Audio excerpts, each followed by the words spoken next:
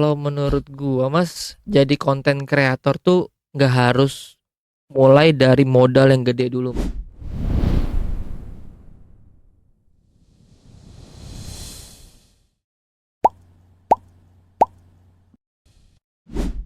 Oke, selamat datang di Jembatan Mimpi Media. Halo. Iya, ini sudah episode keberapa ya? Saya lupa, pokoknya kesekian lah. Sudah kesekian Iya, ya. sudah kesekian ya. Oke, hari ini kita kedatangan tamu spesial, praktisi di bidangnya. Salah satunya adalah konten kreator atau media. Ya, memang nggak jauh-jauh dengan media yang lagi kita bangun saat ini, walaupun lagi baru. Makanya kita mau minta insight-insightnya nih. Siap Mas Nah, ya. tapi sebelum itu saya mau langsung aja ke orangnya langsung untuk memperkenalkan diri. Oke, lanjut saja yaitu Bro Kusuma, silakan. Halo, jadi kenalin nama gua Kusuma. Gua selaku founder dari Kakak Production House.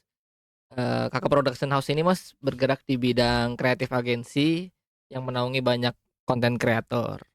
Nah, kurang lebih seperti itu. Saya tinggal di Bekasi juga, Mhm, sama kayak hmm, Masnya. mhm, Dan saat ini fokusnya kita di eh, pengadaan konten kreator untuk mhm, kebutuhan digital marketing brand-brand.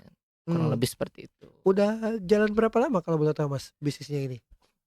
Untuk Kakak Production House sendiri, saya udah mulai bangun itu dari 2019 Mas waktu Hmm, itu. hmm, Ya kurang lebih berarti udah 6 lima jalan ke tahun ya. enam ya, Heeh. ya, ya, Itu ya. dari zaman kuliah sih Mas. Zaman kuliah ya. Iya zaman kuliah. Nah, sebelum kita ngulik-ngulik lebih jauh nih, sebenarnya backgroundnya Mas ini apa ya? Background ya. Hmm. Eh ini enaknya pakai saya atau gue ya? Enaknya nih. Anak Bebas. muda dong. Oh, gua aja kali ya. Iya, iya, iya, iya, Oke, iya, oke. iya, Kalau iya. gua tuh backgroundnya dulu kuliah di Institut Kesenian Jakarta, Hmm, Mas. hmm, Ambil film dan televisi, oke. alhamdulillah lulus S1 di tahun 2020. Ya. Nah, memang karena backgroundnya senang di dunia seni, Hmm, senang bikin video, hmm, senang ngonten, hmm, ngedit. hmm, Jadi eh passion itu saya support lagi dengan bangun bisnis Kakak Production hmm, House, hmm, hmm, kayak gitu. Nah itu sebenarnya dulu tuh awalnya iseng-iseng juga sih, hmm, awalnya iseng-iseng karena saya sendiri suka bikin konten kan, hmm, saya sendiri suka bikin konten, di Instagram saya sendiri, hmm, terus, dapat banyak kesempatan Mas hmm. untuk bisa, kerja sama sama beberapa brand. Oke. Selain itu juga saya diundang untuk bikin konten juga di aplikasi-aplikasi video pendek, Hmm. seperti Musical.ly, Iya, eee, Likee, iya, Snack Video dan iya, lain-lain, iya, iya, iya. kayak gitu awalnya. Aha. Nah, sempet juga kalau kita telusuri ya, backgroundnya Mas ini juga merintis usaha itu sempat susah-susah juga ya? Awal-awal susah-susah Mas, karena Hmm. emang tidak ada pendanaan dari Oke, siapapun oke. dan semua saya bangun dari nol, Hmm. dari yang cuma modal satu HP untuk bisa Iya, ngerjain beberapa iya, project, iya, sampai sekarang ada beberapa tim juga di iya. dalamnya, itu butuh proses juga sih Hmm, tentunya ya. hmm. 5 6 tahun ini nggak waktu yang sebentar Iya, juga buat, iya, iya, untuk bisa konsisten iya, sih. iya, iya, iya. Bahkan Hmm, juga waktu kuliah dulu sambil ngegojek Mas, hmm, hmm, hmm, sambil ngegojek hmm, biar bisa, ngelanjutin kuliah hmm. sampai lulus. Mungkin nanti bisa dilihatin kali ya, Iya, iya. saya waktu ngegojek dulu Oh, kali. ada ya? Ada Oke, nanti bisa ditampilin ya, Bro Alvin ya. waktu Oke, oke. ngegojek dulu tuh masih ada videonya lah Eh, sambil bikin-bikin video lucu dulu. Berarti ngejalanin bisnis itu setelah selesai kuliah atau pada saat kuliah? Bersamaan sih. Bersamaan di Iya, semester berapa? kurang lebih semester 7 sama 8 tuh baru Oh, mulai, gitu, gitu, gitu. baru mulai, bangun bisnis Kakak Production House, Iya, iya, iya. nyambi Gojek juga, Iya, nyambi kuliah, nyelesain kuliah juga. iya. Apa suka dukanya, Mas? Boleh dong diceritain. Suka dukanya ya, Iya, iya, iya. suka dukanya tuh waktu waktu ngerintis Usaha. usaha ya, Hmm. eee, pernah ditipu juga Mas, Oke. pernah ditipu Hmm. juga, udah ngerjain proyek, Hmm. saya kan ngelola banyak konten creator Mas, Oke. untuk promosi di Hmm. digital marketing, Hmm. untuk brand-brand. Ya. Ketipunya semua talent-talent sudah posting, Ya. tahu-tahu, kabur kliennya, Oh, nominalnya boleh disebutin nggak berapa saat itu? belasan Belasan. belasan Mas. Belasan. Jadi, Oke. saya nggak bisa kabur dari Hmm. project itu, saya harus tetap tanggung jawab Hmm. untuk, jaga nama baik Ya. Ya. saya talangin. Oke. Jadi talent-talent taunya project itu berjalan dengan lancar. Hmm. Hmm. Jadi selain pernah rugi juga, Rugi terus rugi apa nih? ya rugi itu ditipu project Oh, project, ya ya ya. terus juga ngerintis dari mulai duit penghasilan ngegojek juga Oh. buat pengadaan barang untuk tim, Heeh, beli laptop, heeh, komputer, heeh. sampai sewa tempat. Jadi sampai sejauh itu ya Ya, untuk susah susah payahnya ya. payahnya ngerintis dari awal lah, Hmm. gitu.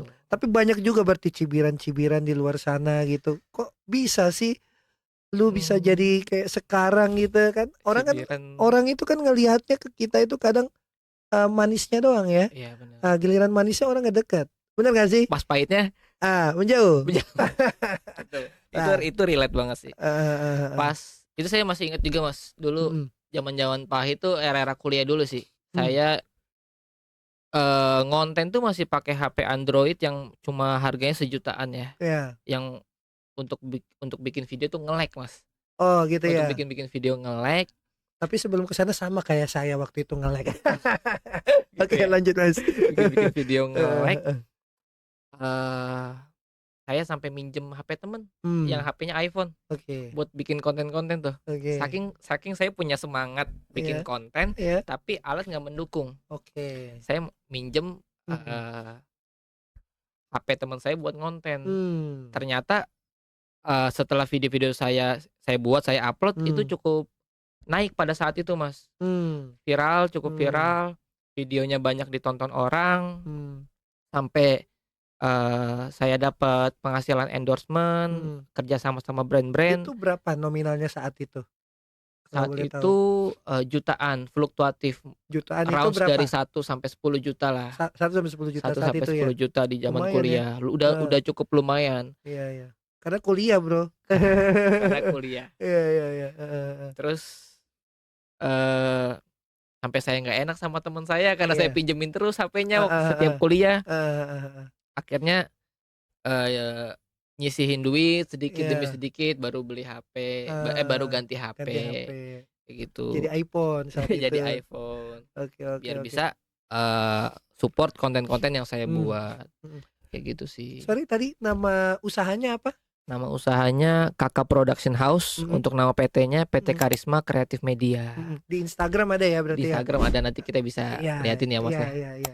di Itu Instagram. berarti udah banyak brand-brand juga yang udah pakai jasanya Mas gitu ya? Udah Mas, kurang lebih 2026 ini kan kita baru ya, Hmm. tapi udah ada sekitar 10 brand yang saya handle untuk Hmm. pengadaan konten kreatornya, Hmm. untuk host live Hmm. streaming-nya, Nah, boleh kurang nanti lebih seperti ditampilkan ya. itu. Brand apa aja biasanya kayak ada jewelry. Brand, cukup banyak Mas, Hmm. mungkin kayak brand Monacruz, Iya, Atmoscan, iya. terus brand-brand kayak Extra Joss Oh, tuh ada juga. minuman, mereka juga Tapi ada di videonya itu ya. ada Nanti juga, bisa ditampilkan ya. nanti bisa ditampilin juga. Ya. Jadi, eee, brand-brand itu kan mereka kadang punya program marketing bulanan ya, Mas. Ya, Kayak misalnya bulan ini khusus bulan Ramadan, ya, atau bulan-bulan sebelumnya promo akhir tahun ya. 2025 ke Hmm. 2026. Nah, Hmm. mereka tuh kadang juga pakai, KOL Hmm. atau content creator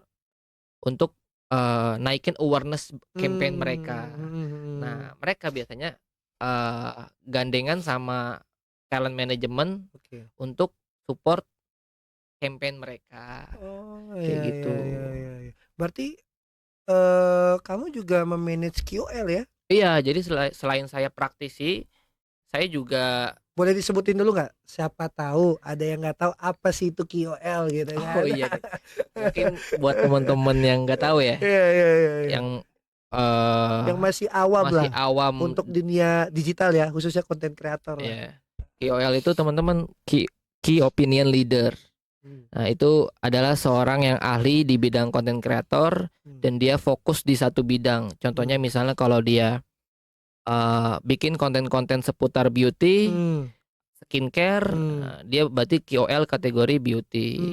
Okay. Ada juga KOL yang fokusnya bikin konten jalan-jalan, liburan ke luar negeri, biasanya disebut KOL di bidang traveling. Oke. Nah, seperti itu.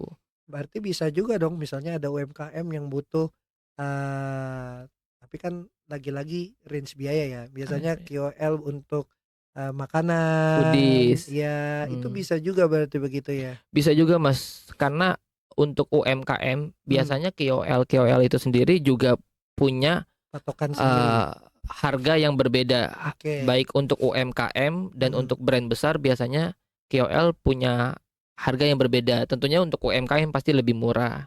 Bahkan buat KOL yang masih ngerintis, mereka masih banyak kok yang mau diajak kolaborasi barter. Oh gitu. Iya, misalnya kayak dari pihak UMKM tempat makan, misalnya usaha seblak, tapi udah di ruko misalnya lah ya, dia mau pakai KOL, dia support seluruh menu favorit di seblak itu, barter dengan KOL bikin konten di Reels dan TikToknya si KOL. Itu bisa juga kayak gitu Mas. Nah, cuman buat KOL yang mungkin namanya sudah besar, sudah di atas 10.000 followers atau di atas 100.000, biasanya memang sudah ada harganya masing-masing. Oke, berbicara terkait dengan KOL sebenarnya next, nanti lebih mendalam. Tapi yang saya ingin tanyakan adalah gimana sih caranya Mas ini konsisten dengan bisnis yang Mas jalanin? Konsisten ya? Iya, karena kan banyak nih Mas ya, bisnis yang udah bagus tapi dia nggak konsisten jalanin. Entah dia dia malah milih jadi pegawai dibandingkan dia jadi pengusaha. Karena penghasilannya pasti dapat. Kalau berwirausaha kan fluktuatif, nggak Bisa harus rugi, bisa untung. Iya, bisa rugi bisa untung. Kayak Mas cerita kan pernah rugi. Pernah rugi juga. Saya pun sama pernah rugi gitu kan. Gimana menurut Mas? Menurut saya buat orang-orang yang udah mau konsisten usaha ya,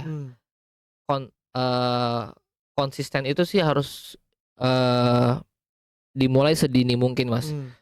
Mau itu rugi, mau itu untung, orang udah harus siap. Orang udah harus siap. Terus yang kedua, kita harus tahu dulu nih Mas, passion kita, kesenangan kita di apa. Karena kalau kita ngejalanin sesuatu yang menurut saya kita nggak suka, jalan buat konsistennya lebih susah. Tapi kalau kita senang di bidang tersebut, kita punya skill di bidang tersebut, mau jalannya susah pun, rugi pun kita senang tetap ngejalaninnya. Gitu. Jadi carilah hal-hal yang memang sesuai dengan passionnya. Sesuai dengan passion kita. Kita cari tahu dulu nih, kita skillnya di mana, kita jagonya di mana. Kalau emang misalnya kayak saya jagonya di balik layar, atau di depan layar bikin video, ngedit video, buat konten, oke, udah saya fokus di situ aja. Saya nggak perlu terlalu banyak bisnis, meskipun misalnya anggarannya ada, saya mau bikin bisnis ini, bikin bisnis itu, bisnis makanan, mungkin bisa aja. Tapi menurut gua pribadi, fokus yang dipecah terlalu banyak juga nggak bagus Mas.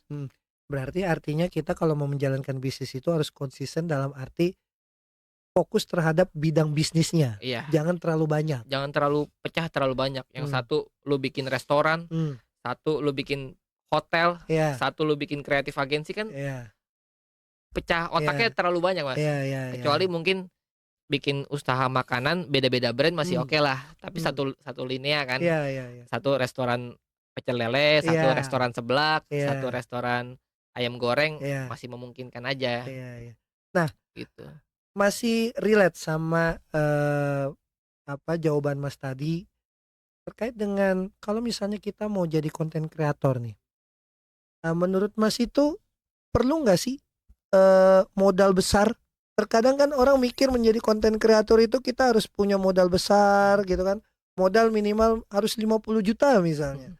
Atau harus punya HP iPhone baru kita bisa mulai Wah. jadi konten kreator. Menurut Mas gimana? Atau bisa lah bagi tips-tipsnya gitu kan? Kalau menurut gua Mas, jadi konten kreator tuh nggak harus mulai dari modal yang gede dulu Mas.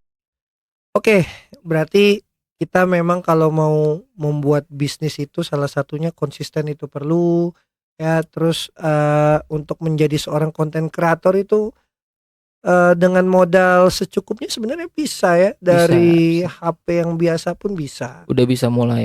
Karena nggak harus nunggu semua perfect dulu buat mulai. Iya ya. Tapi kalau kita berbicara dengan bisnis UMKM yang di bidang fashion ataupun di bidang makanan nih, boleh nggak Mas share langkah-langkah atau tipsnya gitu bagaimana cara mengundang supaya dapat pengunjung gitu kan? Supaya bisa ngundang pengunjung ya. Iya.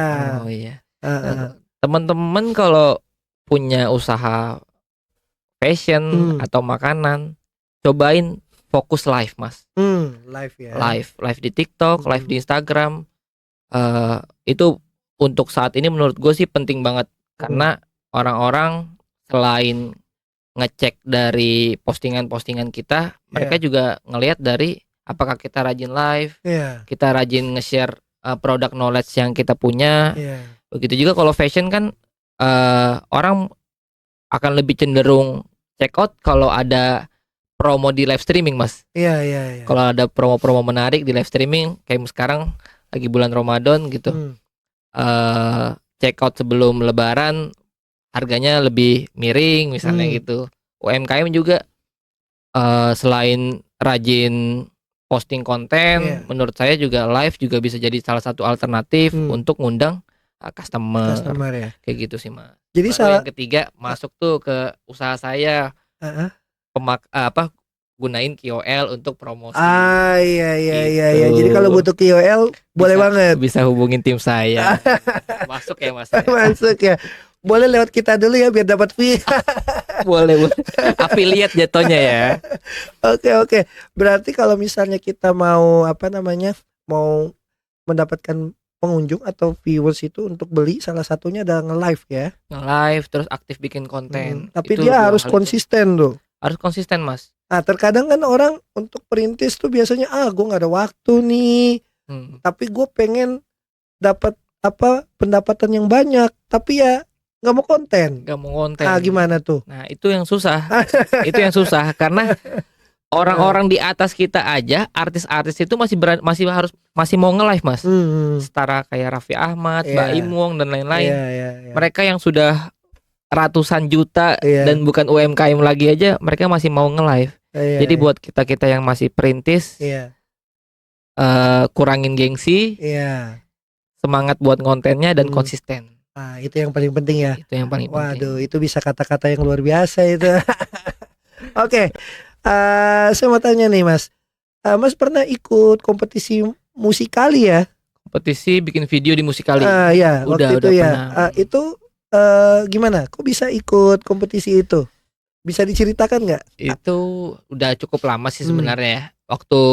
Jadi mungkin buat teman-teman yang belum tahu, TikTok itu dulu nama aplikasinya Musikali. Oke. Ya, sebelum dia di rebranding jadi TikTok, dia namanya Musikali.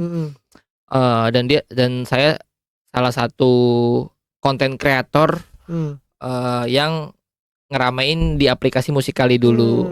Nah, mungkin nanti bisa ditampilin beberapa video buatan saya di Musikali dulu.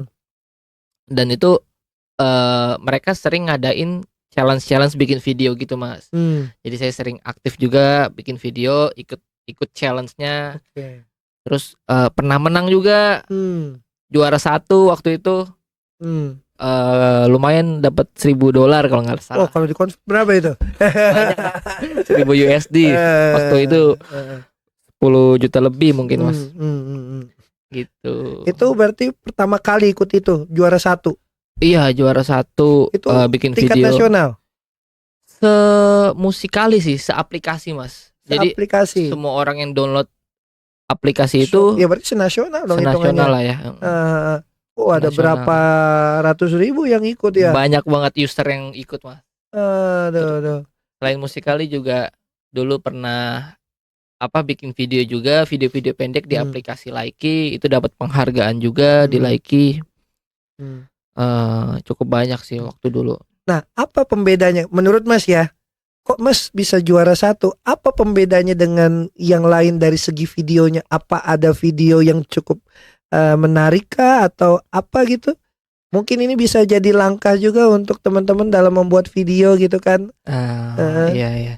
Jadi waktu saat itu bikin video, saya memang prioritasin kualitas, Mas. Kualitas ya. Jadi waktu ikutan lomba itu saya pakai kamera yang cukup bagus Proper, lah, iya. proper pada saat itu, yang dimana orang-orang masih pakai HP biasa, kualitasnya juga standar. Saya di atas standar kualitas gambarnya. Terus selain alat yang memadai, kontennya juga harus sedikit berbeda. Jadi nggak monoton, nggak sama. Cari keunikan sendiri aja sih. Kita ini konten kreator itu kan, semua orang saat ini bisa ngonten ya, tapi nyari keunikan di diri sendiri yang bisa jadi pembeda sama orang lain itu yang susah. Nah, kebetulan pada saat itu saya di Musical.ly suka bikin konten tutting dance. Tutting dance. Iya, namanya tutting dance. Apa tuh? Itu gerakan dance tapi fokusnya di tangan gitu, Mas. Oh. Gitu, saya senang dance dulu juga. Nah, itu ada saya bikin konten tentang dance, tutorial tutting. Jadi cukup viral pada saat itu karena di Musical.ly orang-orang bikin kontennya kayak transisi gitu, Mas. Transisi atau a day in my life. Iya. Nah, sedangkan saya hadir dengan nuansa bikin konten yang baru, yang berbeda. Itu juga jadi kesempatan saya buat menang pada saat itu. Berapa biayanya Mas keluarin pada saat itu pembikinan video? Kalau boleh tahu, Mas. Lagi-lagi awal ngerintis minjem semua, Mas. Oh, minjem semua ya. Awal ngerintis. Oke. Kayak termasuk kamera pun minjem pada saat itu. Minjem. Terus ketika Mas juara, apa yang Mas kasih? Nih, barang gue balikin gitu. Barang gue balikin, gue traktir makan, Mas. Gue traktir makan ya. Hadiahnya gue cicil lagi buat beli barang-barang, pengadaan barang untuk support konten gue selanjutnya. Nah, jadi itu sebagai portofolionya Mas Kusuma ya, terkait dengan program-program mengikuti kompetisi, salah satunya adalah kompetisi di Musical.ly itu ya. Iya. Oke. Nah, saat ini kalau saya lihat dari portofolionya Mas Kusuma, ini ada invest juga ya di rumah sakit ya. Terus ada di mana lagi, di sektor pendidikan. Di sektor pendidikan juga kebetulan. Kok bisa ke sana? Iya, waktu itu ada beberapa relasi juga yang mereka usahanya di rumah sakit, Mas. Di rumah sakit sama di bidang pelatihan untuk AFSEK dan pramugari. Saya dapat kesempatan buat ngobrol, mereka juga kasih presentasi ke saya tentang keuangan dan prospek kerjanya seperti apa. Akhirnya saya invest lah, cuman nggak banyak gitu. Karena menurut saya kita nih nggak cukup kerja aja, tapi kita juga harus diselingin sama investasi. Gitu sih. Indikatornya apa sih yang Mas lihat ketika saya mau invest di sini gitu kan? Kan biasanya ada indikator-indikator yang harus kita lihat juga gitu, entah dari segi pendapatannya, entah dari segi inovasinya gitu. Kalau dari Mas sendiri, apa indikator yang dilihat pada saat itu ya? Pada saat itu ya, yang saya lihat itu seperti usahanya minimal sudah harus di atas 10 tahun. Di atas 10 tahun. Usahanya sudah di atas 10 tahun. Kenapa di atas 10 tahun? Karena menurut saya umur usaha 1 sampai 5 itu masih awal-awal ngerintis, Mas. Mungkin pemasukan belum settle, naik turun, tapi setidaknya kalau sudah 10 tahun mungkin akan lebih stabil. Itu yang pertama. Terus yang kedua, saya juga ngelihat background ownernya. Saya harus kenal siapa background ownernya. Terus juga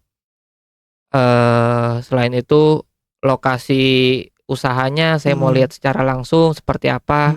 Nah, itu mungkin bisa jadi tolak ukur kita lah untuk investasi di tempat lain. Kayak gitu sih, Mas. Berarti salah satunya tadi kan dari segi perusahaannya ya, harus di atas 10 tahun. Betul. Terus tadi nilai revenue juga dilihat nggak sih sebenarnya? Enggak. saya lihat juga omsetnya, Hmm. pemasukannya, Hmm. cuman mungkin tidak terlalu detail lah ya saya untuk Oke. itu karena tidak terlalu ahli di bidang Iya, keuangan. iya, Cuman iya. hal-hal lain saya lihat kayak Hmm. background ownernya, Iya, iya. Karena kan sistem trust ya. sistem trust, background owner sama lokasi Hmm. usahanya. Iya. Kan ini lagi-lagi subjektif ya terkait dengan indikator-indikator untuk kita investasi. Jadi kalau misalnya ada teman-teman yang mau investasi ya salah satunya kenali dulu siapa orangnya kan. Itu Karena kenali dulu orangnya, perusahaannya. karena kedepannya kan otomatis kita saling berkomunikasi, saling bekerja sama, benar kan? Betul. Karena kalau misalnya kita udah invest taunya rugi ya, Rugi bersama. itu namanya invest Itu ya. namanya invest. Jangan nanti masuk apa-apa diperkarakan. Nah itu Betul. yang harus dipelajari dulu sebelum kita melakukan investasi.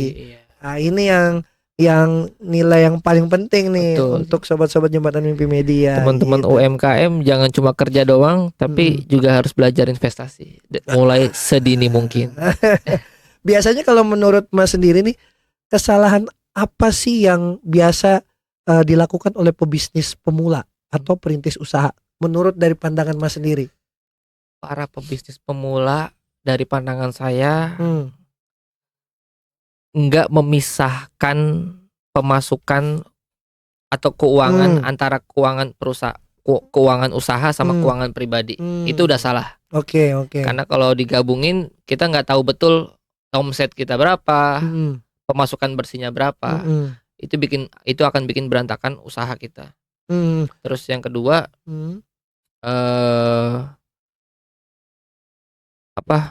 kalau misalnya nggak konsisten lagi-lagi, kalau nggak konsisten ya bisa berantakan semuanya. Iya, jadi memang kalau misalnya nggak dipisahkan itu biasanya yang harusnya ini duit dipakai buat alokasiin dana buat stok, gue pakai nih beli duit buat beli sesuatu, misalnya beli perhiasan, ya kan?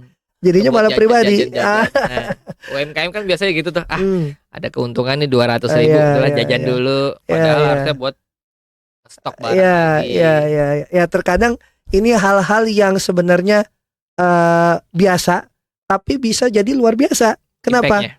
Karena kita nggak bisa hitung nih. Kalau misalnya di pengeluaran yang tadinya 100.000 tiba-tiba jadi 1 juta, kan gede ya. Betul. Nah ini yang harus diperhitungkan lah ya.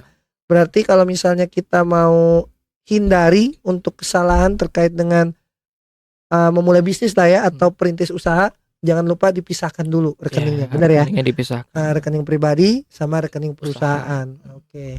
Oke. Kita udah lumayan obrol-obrol kita menarik banget nih. Mungkin kalau misalnya kita ada obrolan lain lagi mungkin bisa lebih enak lagi ya. Cuman kalau misalnya sekarang bisa lebih dari 1 jam nanti. Oh iya, kelamaan nanti ya. Iya. Buka puasa. Iya.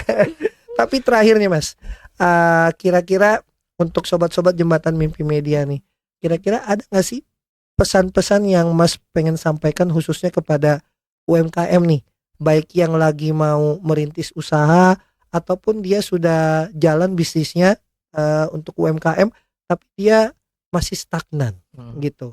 Kira-kira menurut Mas gimana? Atau harus pakai jasa Mas KOL Mas?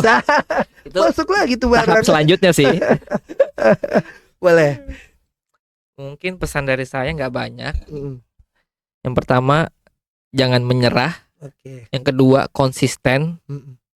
Yang ketiga, jalan aja dulu. Jalan aja dulu. Jalan aja dulu. Memang itu slogan yang paling enak kalau kita dengar. Sebelum saya tutup, jangan lupa di subscribe, di komen, dan juga di like. Bagi teman-teman kalau misalnya mau ada pembahasan lagi saya dengan Mas Kusuma, boleh di kolom komentar. Mau kita ngobrolin apa, mau ngobrolin tentang KOL-nya atau ngobrolin apanya, boleh banget. Sebelumnya saya terima kasih Mas Kusuma udah datang ke sini, udah jauh-jauh ya. Dari mana? Dari Bekasi Timur. Dari Bekasi Timur. Terima kasih. Selamat datang di Jembatan Mimpi Media.